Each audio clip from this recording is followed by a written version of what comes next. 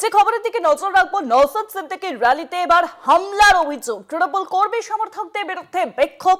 হাড়োয়ায় ISF এর মিছিলে উত্তেজনা। ঘটনাস্থলে ইতিমধ্যে উপস্থিত হয়েছে পুলিশ ও কেন্দ্রীয় বাহিনী।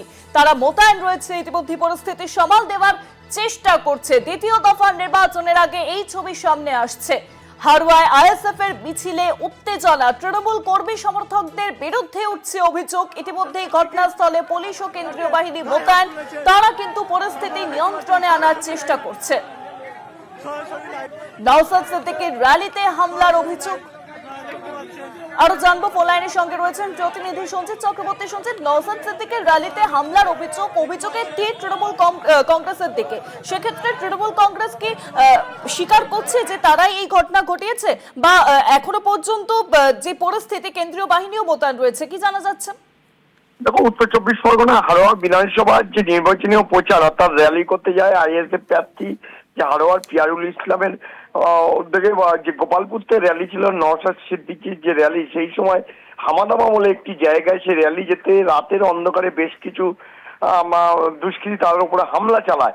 ইতিমধ্যে তাদের অভিযোগ তৃণমূল পরিকল্পিতভাবে হামলা চালিয়েছে এবং মারধর করেছে। বেশ কিছু আইএসএফ কর্মীকে যেমন সেখান থেকে উদ্ধার করে নিয়ে গিয়ে হাড়োয়া গ্রামীণ হাসপাতালে ভর্তি করা হয়েছে।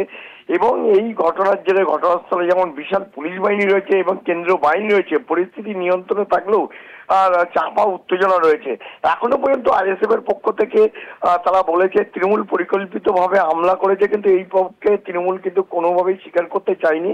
তারা বলেছে কে বা কারা রাতের অন্ধকারে এই হামলা করেছে। হয়তো তৃণমূলের যে শক্তি সংগঠন হাড়োয়াতে রয়েছে, অর্থাৎ রাজনৈতিকভাবে অনেকটাই দক্ষ সংগঠন ওখানে কাজ করছে, যার কারণে আইএসএফ এর সঙ্গে কারা যুক্ত আছে সেটাও খতিয়ে দেখে তদন্ত করুক পুলিশ।